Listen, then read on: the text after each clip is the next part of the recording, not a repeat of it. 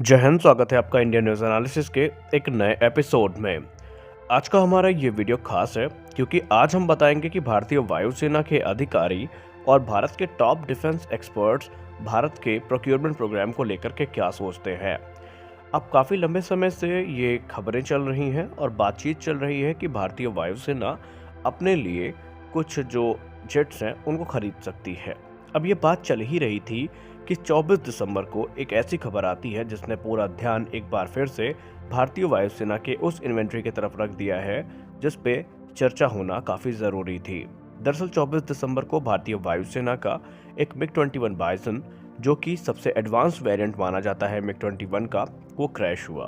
और क्रैश होने में हमारे विंग कमांडर हसी सिन्हा वीरगति को प्राप्त हुए। ये हादसा एक ऐसा हादसा था जिसने सबका ध्यान एक बार फिर से भारतीय वायुसेना के मिग-21 की 4 स्क्वाड्रन्स की तरफ खींचा, जो अभी भी भारतीय वायुसेना की सर्विस में कार्यरत हैं। और कहा यह भी जाता है कि हर स्क्वाड्रन में इस समय 16 से 18 जेट मौजूद हैं। अब अगले 3 से 4 वर्षों में फिलहाल तो भारतीय वायुसेना ये कह रही है कि ये उनको एक क्रमागत तरीके से भारतीय वायुसेना से बाहर करेंगे, लेकिन क्या इसका कोई रिप्लेसमेंट है? और रिप्लेसमेंट की जब बात आती है तो आखिरकार क्यों भारत सरकार ये कहती है कि मिग-21 का कोई क्लियर रिप्लेसमेंट अभी नहीं है? तो आइए इस विषय पर भी हम चर्चा करते हैं।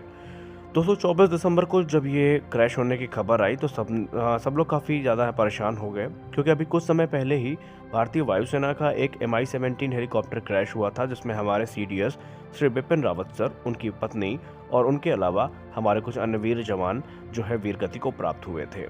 और 24 दिसंबर की जो घटना है इसको भारतीय वायुसेना ने अपने ऑफिशियल ट्विटर हैंडल पर कंफर्म किया था, जहां पर उन्होंने ये बताया था कि तकरीबन रात के 8:30 के दौरान भारतीय वायुसेना का एक एयरक्राफ्ट दुर्घटना का शिकार हुआ है। और ये जो हादसा हुआ है ये राजस्थान में हुआ है। और बाद में राजस्थान की जो लोकल पुलिस है उन्होंने भी इस चीज़ को कंफर्म कर दिया था। ये तो बात की बात थी और हमारे जवान जो थे वीरगति को प्राप्त भी हो गए। और भारतीय वायुसेना की तरफ ये कहा गया कि कोर्ट ऑफ इंक्वायरी रख दी गई है और जल्द ही हमें कारणों का पता चलेगा। आमतौर पर कोर्ट ऑफ इंक्वायरी होती है, उनके रिपोर्ट्स आती है, लेकिन बाद में कोई सुधार नहीं किया जा सकता। और इसी प्रकार भारतीय वायुसेना के जो मिग-21 है इनकी ये 5वीं दुर्घटना थी इसी साल। और इन 5 दुर्घटनाओं में 3 दुर्घटनाएं तो ऐसी थी जिनमें हमारे वीर जवानों को अपने प्राण गंवाने पड़े। इसके पहले 17 मार्च को ग्रुप कैप्टन आशीष गुप्ता का निधन हुआ था जब वो एक मिग-21 को उड़ा रहे थे और टेक ऑफ होने के थोड़े समय के बाद ही ग्वालियर एयरफोर्स बेस में वो क्रैश हो गया था। वो काफ़ी एक्सपीरियंस पायलट माने जाते थे और वो इंडियन एयरफोर्स की tactics and air combat development establishment का हिस्सा थे। अब यहाँ पर ये अभी हो ही रहा था कि 20 मई को भारतीय वायुसेना का एक और मिग-21 बाइसन दुर्घटनाग्रस्त होता है और इसमें स्क्वाड्रन लीडर अभिनव चौधरी, जो कि 28 वर्ष के थे सिर्फ, वो वीरगति को प्राप्त हो जाते हैं। और ये तीसरी दुर्घटना थी 24 दिसंबर वाली जिसमें भारतीय वायुसेना के किसी अधिकारी की मृत्यु हुई हो। और मिग-21 के जो रिकॉर्ड हैं इन्हीं के कारण इनको फ्लाइंग कॉफिन का नाम भी दे दिया गया है। अगर हम एक गवर्नमेंट डेटा की बात माने तो जब से भारतीय वायुसेना में मिग-21 शामिल किए गए हैं, या अगर हम 1971 से लेकर के अप्रैल 2012 तक के डेटा की बात माने तो तकरीबन 482 की संख्या में जो मिग एयरक्राफ्ट है वो दुर्घटना का शिकार हो चुके हैं। और इन दुर्घटनाओं में तकरीबन भारतीय वायुसेना के 171 पायलट और 39 सिविलियंस अपनी जान गंवा चुके हैं। और यही नहीं, इसके अलावा यह रिकॉर्ड और ज़्यादा तब खराब हो जाता है जब इनकी मौजूदा स्टेट्स की बात आती है। तो बात करें अगर हम मिग-21 क्रैश की तो अप्रैल 2012 से मार्च 2016 के बीच में तकरीबन भारतीय वायुसेना ने अपने 8 की संख्या में मिग-21 को गंवाया है। और इनमें से घबराने वाली बात ज़्यादा ये है कि 8 जहाज़ों में से 6 जहाज़ जो थे वो मिग-21 के सबसे एडवांस वेरिएंट थे, यानी मिग-21 बाइसन थे। और उस समय तत्कालीन पार्लियामेंट संसदीय सत्र के दौरान सरकार की तरफ से ये कहा गया था और वायुसेना की तरफ से भी ये माना गया था कि अब वायुसेना अविलंब तौर पर मिग-21 को रिटायर करेगी। लेकिन ये स्टेटमेंट तो पार्लियामेंट में दे दी गई, कैसे करेगी इसका कोई खाका तैयार नहीं था। और भारतीय वायुसेना के कुछ अधिकारी ये मानते हैं कि मिग-21 को हटाने में जो सबसे बड़ी देरी आई है वो है लाइट कॉम्बैट एयरक्राफ्ट प्रोग्राम में होने वाली डिले। उन्होंने कहा अगर LCA प्रोग्राम सही समय पर होता तो मिग-21 को हटाया जा सकता था, लेकिन LCA प्रोग्राम में जितनी जिम्मेदार HAL है उतनी ही भारतीय वायुसेना भी है। वो कैसे है उसके बारे में हम आगे बात करेंगे।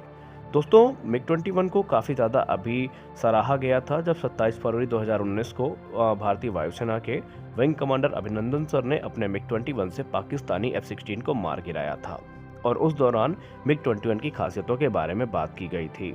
लेकिन एक हादसे को आप उसको ग्लोरीफाई करने के लिए नहीं इस्तेमाल कर सकते। दरअसल ये बात जो है रिटायर करने की, ये अभी भी उतनी ही गंभीर है जितनी पहले भी थी और इसी सिलसिले में भारतीय वायुसेना अब इनको फेज्ड मैनर में हटाने की बात कर रही है।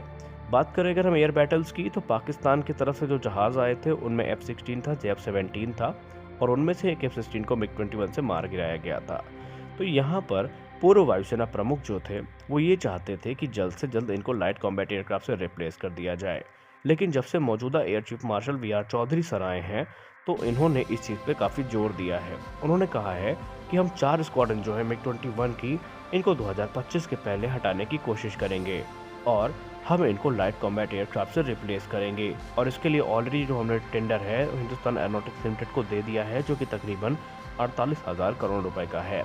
लेकिन हाल ही में अभी कुछ ही दिन पहले भारत की मिनिस्ट्री ऑफ डिफेंस ने अपनी एक कह सकते हैं बयान के दौरान संसद में ये बताया कि मिग-21 का जो रिप्लेसमेंट है वो लाइट कॉम्बैट एयरक्राफ्ट नहीं होगा, बल्कि लाइट कॉम्बैट एयरक्राफ्ट भारतीय वायुसेना के मॉडर्नाइजेशन प्रोसेस का एक हिस्सा है। तो इसका क्या अर्थ निकलता है कि क्या मिग-21 को LCA रिप्लेस नहीं करेंगे?